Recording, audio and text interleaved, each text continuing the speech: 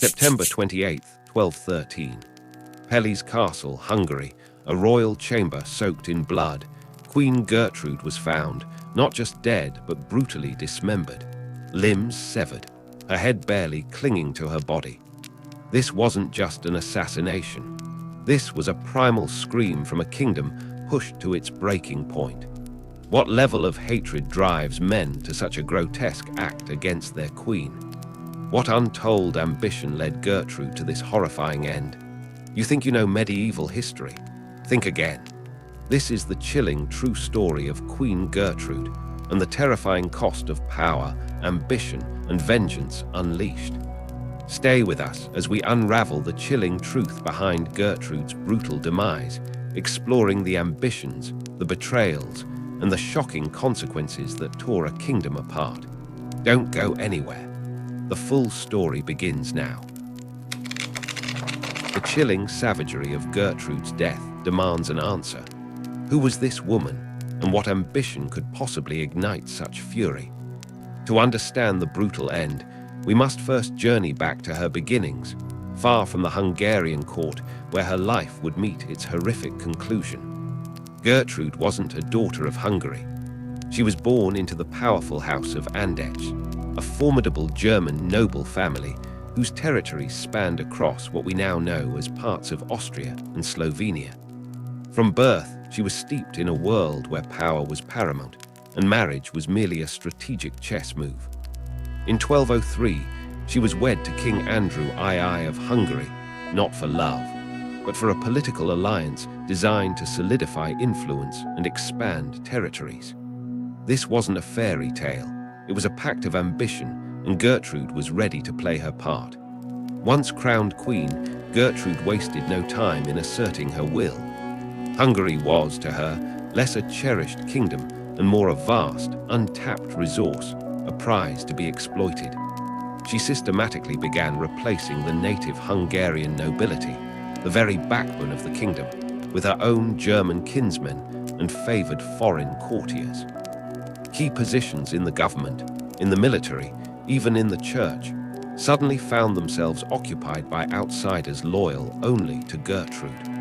Imagine the simmering resentment, the quiet fury of ancient Hungarian families watching their ancestral power, their very homeland, being treated like spoils of war. Her influence wasn't subtle. It was a brazen, undeniable takeover. Gertrude ruled not with diplomacy, but with an iron fist of self-interest. She manipulated state affairs, granting vast estates and lucrative privileges to her German cronies, often at the direct expense of Hungarian lords and the common people.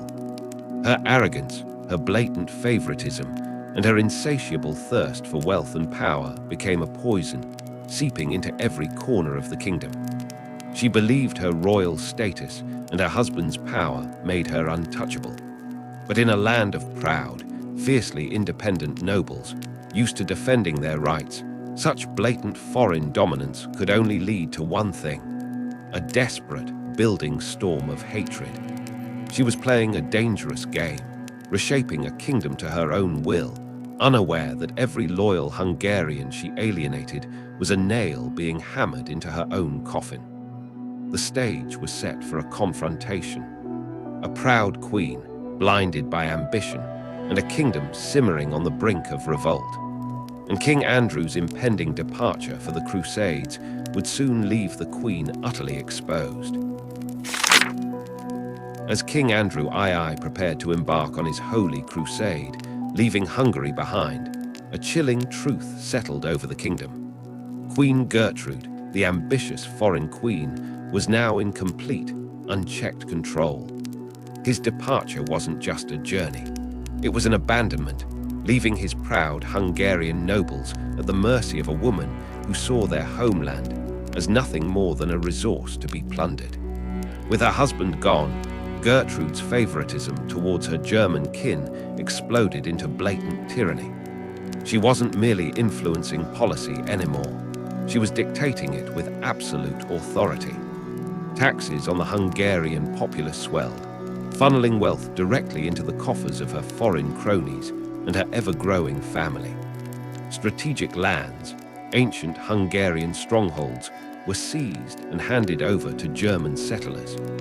The Hungarian nobility, once the pillars of the kingdom, found themselves systematically stripped of their power, their lands, their very dignity. Every decree she issued was another slap across the face of Hungarian pride, another betrayal of their ancient heritage. She believed her divine right, combined with her husband's absence, made her utterly untouchable. The resentment, which had been simmering for years, now boiled over into outright fury. This wasn't just about money or land. It was about the soul of Hungary. The ancient lords, whose families had bled for this soil, watched in horror as their culture, their identity, was systematically dismantled by a foreign queen. They appealed, they protested, they begged, but their pleas fell on deaf ears, met only with Gertrude's contemptuous indifference. Desperation turned to a grim resolve. Something had to be done. And from this boiling cauldron of rage emerged Bankban, a revered and influential Hungarian lord.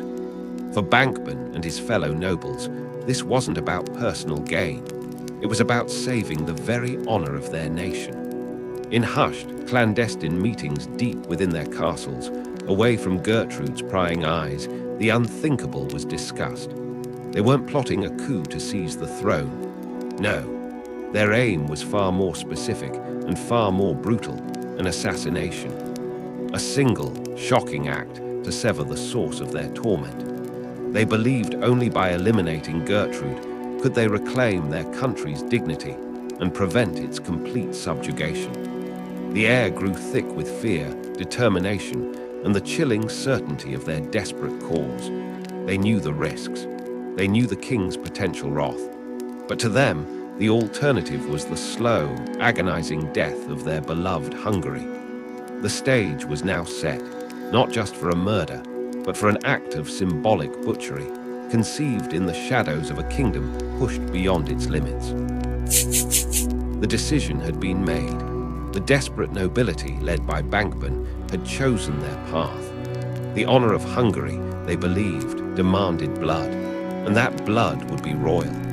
The stage was set for a chilling act of defiance that would echo through the annals of medieval Europe. On that fateful September 28th, 1213, Queen Gertrude, perhaps feeling secure in her husband's absence and her absolute power, embarked on a hunting trip near Pelly's castle. She rode out into the crisp autumn air, surrounded by a small, unsuspecting retinue. But lurking in the dense forests, concealed by the shadows of ancient trees, were not game animals, but a pack of determined men. Hungarian nobles, driven to the very edge of endurance, their hearts hardened by years of perceived oppression. The trap was sprung with brutal efficiency. The hunting party was overwhelmed, defenseless. And Gertrude, the powerful queen, found herself utterly exposed, face to face with the vengeful fury of her own kingdom. What followed was not merely an assassination. It was a horrifying ritual of public humiliation and symbolic butchery. The nobles, in their cold, calculated rage, didn't just kill her. They turned her body into a grotesque message. Her hands, the very hands that had signed decrees stripping away Hungarian lands and rights, were brutally severed. Her feet, which they believed had trampled the sacred soil of Hungary with foreign arrogance, were likewise hacked off. And finally, her head, the seat of her towering ambition and scorn, was nearly detached from her body, left hanging by a thread, a final, horrifying exclamation mark on their act of defiance. This wasn't just physical violence. It was a complete annihilation of her person, a visceral rejection of her entire being and everything she represented. The screams from that autumn forest were quickly silenced, but their echoes would reverberate across the continent. The news, carried by breathless messengers, spread like wildfire across Europe. The assassination of a queen in such a barbaric manner was an unprecedented scandal. Gertrude was not just a queen. She was a daughter of one of Germany's most powerful noble houses. Her family, the mighty House of Andechs, was immediately engulfed in furious outrage. The Holy Roman Empire itself, the dominant power of the age, roared in indignation. The conspirators might have believed they had secured Hungary's honor, but in their desperate act of vengeance, they had unleashed a storm far greater than they could ever have imagined. The chilling message they sent to King Andrew II, still on his crusades, was clear. Your queen is dead, killed by your own people. But the message he would send back, soaked in blood, would be far more devastating. The kingdom had screamed its defiance. Now it would face the terrifying, unrestrained wrath of a king whose queen had been murdered with such chilling symbolism. The screams of Gertrude in the forest had been silenced, but their echoes, magnified by outrage across Europe, would soon be answered by the roar of a king. News of his queen's brutal, symbolic murder finally reached Andrew II in the Holy Land. His crusade, once a noble quest, now became a feverish, desperate race home. And as his ships sliced through the waves towards Hungary, they carried not a returning hero, but a man consumed by a grief so profound, so utterly personal, that it curdled into a blind, insatiable fury. He returned to Hungary in 1214, a king utterly unrecognizable. The Andrew who left for the Crusades was perhaps a bit weak, easily influenced, but capable of mercy.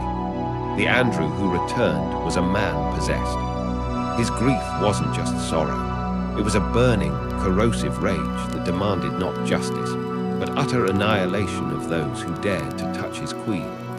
He launched a brutal, relentless manhunt, turning his kingdom into a vast, terrifying hunting ground for the conspirators. The whispers that once condemned Gertrude now turned to terrified prayers for mercy, as Andrew's wrath descended with a ferocity that eclipsed even Gertrude's perceived tyranny. And at the heart of this storm of vengeance stood Bankban, the lord who had dared to strike the symbolic blow against the foreign queen. Bankban was captured, and Andrew ensured his punishment would not merely be death, but a spectacle of agonizing, unforgettable terror. Bankban was condemned to be impaled. Imagine the scene. A sharpened stake, slowly driven through a man's body, designed to prolong the agony for hours. Andrew forced the entire Hungarian nobility, the very same lords who had silently supported, or at least understood, Bankban's desperation, to witness every horrific second. For 4 agonizing hours, they stood there, eyes fixed on their dying peer, forced to bear witness to the king's boundless fury, a chilling lesson in the true cost of defiance. This wasn't just retribution for Gertrude. It was Andrew's declaration of absolute, terrifying power, a public breaking of the Hungarian spirit. Bankban's fate was a chilling warning, but it was just the beginning. Andrew's vengeance wasn't satisfied with single executions. Whole families associated with the conspiracy, even those with only distant ties, found themselves utterly erased. Their ancient names were struck from the rolls of history. Their vast estates, built over centuries, were confiscated. Their surviving members were exiled, scattered across Europe, stripped of their wealth and identity. The same absolute power that Gertrude had wielded to accumulate wealth was now used by Andrew to systematically dismantle the very fabric of Hungarian nobility. He had vowed to avenge his queen, and in his blind fury, he became the very tyrant the conspirators had sought to overthrow. The cries of vengeance had been answered, but in his brutal quest for retribution, King Andrew had transformed himself, and perhaps his kingdom, into something even more terrifying than the tyranny he had sought to crush. King Andrew's vengeance, brutal and absolute, had certainly silenced dissent. The public executions, the erased families, the terror of Bankban's final hours, they left no doubt about the price of defiance. But vengeance rarely brings peace. It only breeds more scars, more shadows. Hungary, far from finding stability, was left deeply fractured. The very nobility King Andrew sought to subjugate now lived in a constant state of fear and simmering resentment. The trust between crown and lords, already strained by Gertrude's reign, was utterly shattered by Andrew's bloody retribution. The stability he craved remained elusive, replaced by an uneasy calm that perpetually threatened to erupt. His obsession with avenging Gertrude and securing his absolute power transformed him from a flawed, somewhat indecisive monarch into a figure truly feared by his own people. He became the very tyrant the conspirators had sought to escape, a living testament to the corrosive power of pain turned to vengeance. And what of Gertrude, the woman at the center of this maelstrom? She remained a tragic, polarizing figure. For her German kinsmen, she was a martyr, a victim of barbaric, xenophobic hatred. But for the Hungarians, she became a potent, albeit dark, symbol. She represented the grave danger of unchecked foreign influence, the ruthless ambition that saw a proud nation as nothing more than a personal domain to exploit. Her dismembered body, an act of savage retribution, paradoxically became a grim monument to the clash of cultures, the struggle for identity, and the desperate lengths a people would go to protect their heritage in a brutal medieval world. Her story, more than just a footnote, underscored the volatile political landscape of post-Crusades Europe, where power, faith, and identity constantly collided. The tragic saga of Queen Gertrude and King Andrew is more than just a gruesome chapter in Hungarian history. It's a chilling, timeless cautionary tale about the insatiable hunger of unlimited power and the devastating, often self-destructive, consequences of unending vengeance. Gertrude's ambition sowed seeds of hatred, reaping a whirlwind of violence. Andrew's grief fueled a retribution that bred only fear, not peace. Their story reminds us that when leaders wield power without restraint, and when the cycle of violence is allowed to consume all, the cost is always paid in blood, dignity, and the very soul of a nation. History does not just repeat itself, it echoes.